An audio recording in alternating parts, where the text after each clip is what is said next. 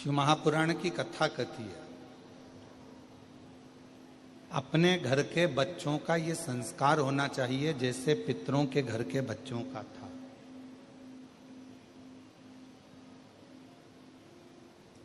अपने घर के बच्चों का ये संस्कार होना चाहिए कि हमारे घर में, हमारे परिवार में या हमारे घर के नजदीक में कोई संत, साधु, तपस्वी जन, साधक जन, उपासक जन, कोई तपस्वी, कोई साधक आए हैं तो उनका आदर करने जाया जाए, प्रणाम करने जाया जाए।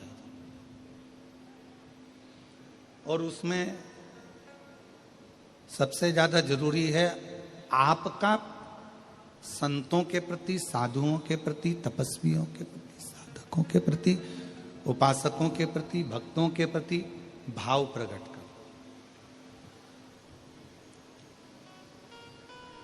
एक माता पिता ने अपने बच्चे को समझाया, सिखाया कि देखो कल गुरुजी आएंगे, तुम प्रणाम करना हो। कल गुरुजी आए तब तुम नमन करना, प्रणाम करना। बच्चे ने कहा ठीक है। और सुबह सुबह गुरुजी आ गए। माँ ने अपने बच्चे से कहा चल प्रणाम कर गुरुजी को। बच्चे ने कहा नहीं करना। अब माँ ने कहा फिर प्रणाम कर गुरुजी को, अपने गुरुजी हैं, नहीं करना। माँ ने 2-4 धर के दिया, गुरुजी को प्रणाम नहीं करता, पागल हो गया है। पिताजी आए, पिताजी ने कहा बेटा अपने गुरुजी हैं, प्रणाम करो, नमन करो। बेटे ने मना कर दिया, प्रणाम नहीं करो।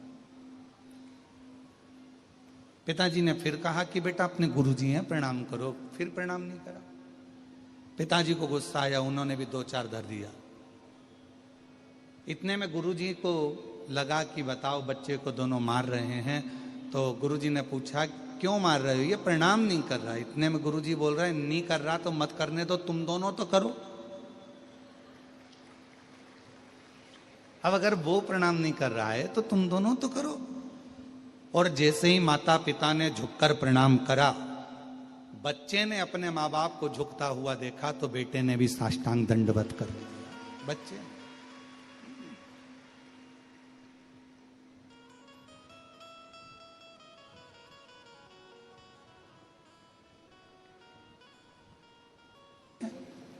पर गुरुजी इतना विश्वास लेकर आए। और हमारी माँ हमसे कहती थी और हमारे पिताजी कहते थे कि कोई भी आए उसके आदर में, सम्मान में कमी नहीं होना चाहिए। हमारे मन में आया यही माता पिता का सम्मान, यही संस्कार माता पिता का सबसे बड़ा। माँ ने अपने बच्चे को 2 थप्पड़ दिए, पिताजी ने 2 थप्पड़ दिए, मारा, प्रणाम करो, प्रणाम करो, प्रणाम करो, प्रणाम करो। और बच्चा प्रणाम नहीं करता। गुरुजी ने कहा कि तुम दोनों ही प्रणाम करो। और जैसे ही दोनों ने झुककर जैसे ही दोनों ने झुककर प्रणाम किया, प्रणाम करते से ही बच्चे ने साष्टांग दंडवत कर लिया। कारण एक माता पिता ऐसे होते हैं, एक माता पिता ऐसे होते हैं जो अपने बच्चों में अपने संस्कार देते हैं। और वो बहुत जरूरी है।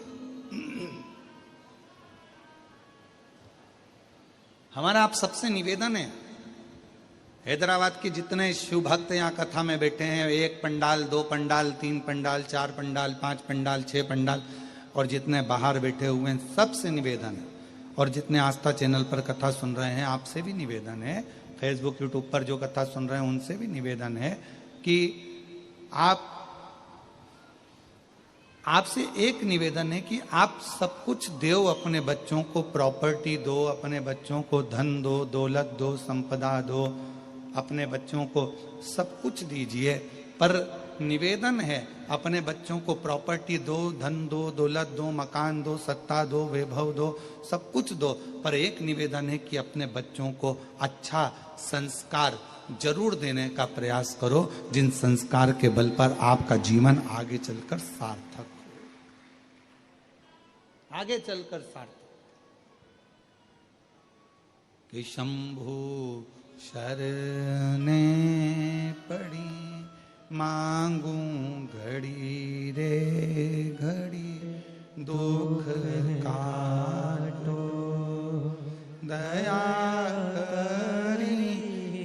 दर्शन आपो।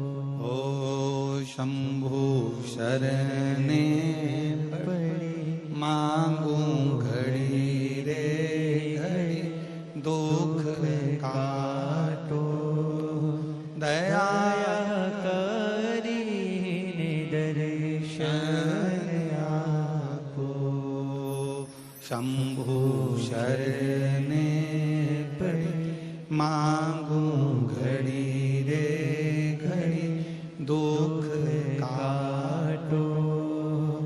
दया करीने दर्शन आपो। तो अपने बच्चों को सब कुछ दो, प्रॉपर्टी दो, दौलत दो, धन दो, संपदा दो, गाड़ी दो, बंगला दो, तुम्हारा मन पड़े जो जो दो, पर इतना याद रखो कि अपने बच्चों को एक संस्कार भी जरूर दीजिए। संस्कार का होना बहुत जरूरी है। यदि बच्चों में संस्कार नहीं होंगे तो आने वाला समय श्रेष्ठ नहीं होगा। आने वाला समय श्रेष्ठ नहीं होगा। संस्कार का देना बहुत जरूरी है। संस्कार हो बच्चों में तो वो श्रेष्ठता बन जाती है। संस्कार का होना जरूरी। और जितने जितने जीवन में आप श्रेष्ठ संस्कार दे सकते हैं, और हमारा तो निवेदन है, जिस घर में माता पिता का आदर होता है, जिस घर में माता पिता का सम्मान होता है, जिस घर में माँ बाप की इज्जत होती है, जिस घर में बुजुर्गों का सम्मान होता है, जिस घर में बड़ों का आदर होता है, उस घर में कभी संपदा की, लक्ष्मी की कमी नहीं आती है। संपदा बढ़ती चली, संपदा बढ़ती चली जाती। बस आप जितना आदर कर सकते हो, जितना सम्मान कर सकते हो, जितना आदर कर सकते हो वो करो। शिव महापुराण की कथा कहती है, भगवान शंकर का चरित्र कहता है, शिव तत्व कहता है, शंकर भगवान की पवित्र कथा कहती है।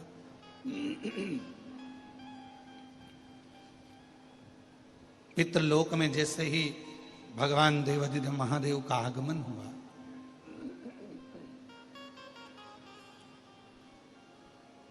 और पितृलोक में जैसे ही महादेव का, भगवान शिव का आगमन होता है, सारे की सारे पितृ खड़े होकर शिव जी का आदर करते हैं, सम्मान करते हैं।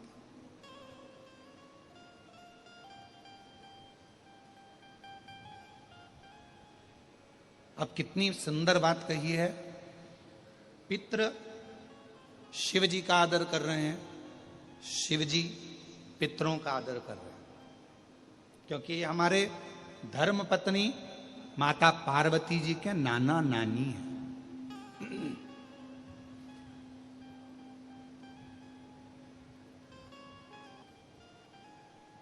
जब पितृलोक से भगवान शंकर जाने लगे, थोड़ा सावधानी से कथा सुनिएगा, बड़ी सुंदर कथा है और ना जाने कितने कितने लोगों का कल्याण करने वाली है पवित्र कथा, कितने जीवों का कल्याण करने वाली, यह अविरल कथा। कहा कि पितृलोक से जब भगवान देवाधिदेव महादेव, भगवान शंकर, माँ जगतजननी जगदम्बा माता पार्वती जी पितृलोक से जब जाने लगे, पितृलोक से जब निकलने लगे, जाने लगे, तो पितृलोक से जाते जाते भगवान पितृदेव ने भगवान शिव जी को रोका, और भगवान शंकर को रोका, और प्रणाम कर कर पितरों ने भगवान शिव जी को रोक कर, प्रणाम कर कर, नमन कर कर विनय करा कि आप हमारी बेटी की बेटी आपके साथ में बिहाई है, माता पार्वती जी का विवाह आपके साथ में हुआ है,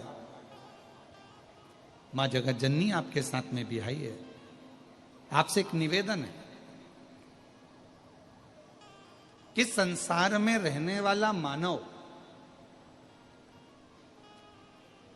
दुनिया के कई लोग उनसे कहेंगे कि इनको पितृदोष लग गया, दुनिया के कई लोग कहेंगे इनको पितरों का दोष लगा हुआ है, पितृदोष लगा हुआ है, पितरों का दोष लगा हुआ है, पितृदोष लगा हुआ है। पर वो पितृदोष लगता क्यों?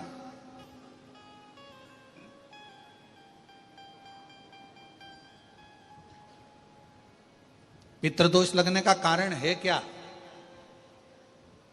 आपने अपने गए हुए पूर्वजों के लिए तर्पण भी करा, पिंडदान भी करा, तिलांजलि भी दी, ब्राह्मण का भोजन भी कराया, सब कुछ करा जो आपसे बन सकता था, आपने सब कुछ करा, सब कुछ। फिर पितृदोष कैसे लग गया? फिर पितरों का दोष कैसे लग सकता है? तो पितरों ने तुरंत भगवान देवादिदेव महादेव से कहा कि संसार सागर में माता पिता के रहते हुए उनका आदर ना कर पाना, या माता पिता को जब प्यास लगी उस समय पर जल प्राप्त ना हो पाना, या किसी न किसी रूप में माता पिता के पूर्वजों के आदर से वंचित रह जाना, फिर माता पिता के चले जाने के बाद, बुजुर्गों के चले जाने के बाद वो दोष घर में लग जाना पितृदोष की संज्ञा में आता। और पितृदोष के 4 लक्षण सबसे प्रबल हैं।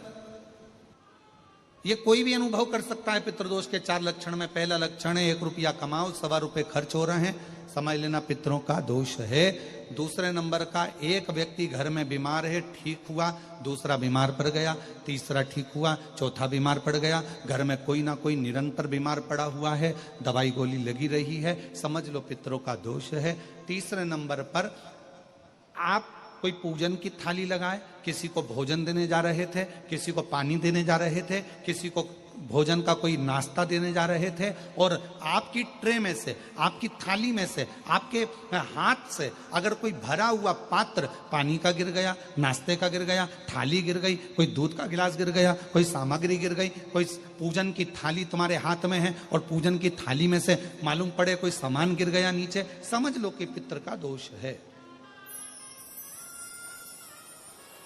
और चौथे नंबर पर पितरों का दोष का वर्णन किया गया, घर में जितने सदस्य रह रहे हैं, अगर वो किसी न किसी रूप में एक दूसरे पर चिढ़कर बोल रहे हैं, क्रोध कर कर बोल रहे हैं। प्रश्न बहुत छोटा सा है, पत्नी ने कुछ कहा, उसका उत्तर पति ने चिढ़कर दिया, पति ने कुछ कहा, पत्नी ने चिढ़कर उत्तर दिया, बच्चों ने कुछ कहा, माँ बाप ने चिढ़कर उत्तर दिया, माँ बाप कुछ बोले, बच्चे चिढ़कर उत्तर दिए, समझ लेना कि कहीं ना कहीं पितरों का दोष। तो भगवान पितृदेव ने अपने दामाद से, भगवान देवादिदेव महादेव से कहा कि संसार सागर में हो सकता है कि संसार सागर में मनुष्य रहता है, मानव रहता है, और उससे गलतियां हो जाती है।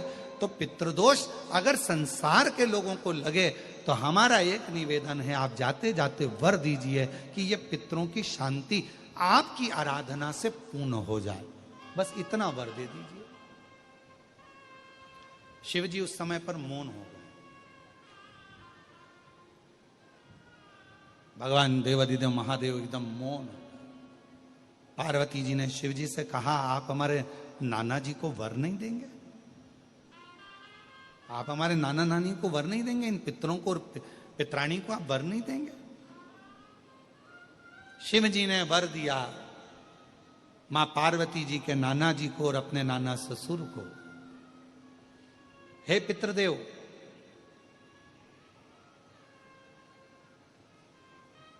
मैं आपको वर देता हूं, श्राद्ध पक्ष के 16 दिन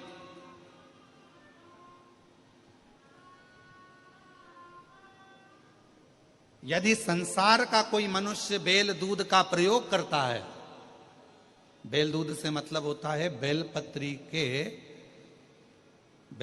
के ये मध्य भाग जो होता है, बेलपत्री की जो नीचे की 2 पत्तियां जो होती है, ये 2 पत्तियां जो बेलपत्री की होती है, इस बेलपत्री की दोनों पत्तियों को शिवलिंग पर जब आप रखते हैं, शिवलिंग पर रखने के बाद में आपके हाथ में जो कटोरी में दूध है, वो दूध इन दोनों पत्तियों पर, ये पितरों के भाव से, पितृ पितरानी के भाव से, आप दोनों पत्तियों पर बेल दूध को अगर समर्पित कर रहे हैं, बेलपत्र समर्पित करने के बाद थोड़ी सी कटोरी में अगर गौमाता का दूध है और ये दोनों पत्तियों पर अगर आप अपने गोत्र से दूध चढ़ा रहे हैं, तो संसार में ऐसा कोई व्यक्ति नहीं है जिसके ऊपर पितृदोष लग जाए। पितृदोष समाप्त होकर ही रहता।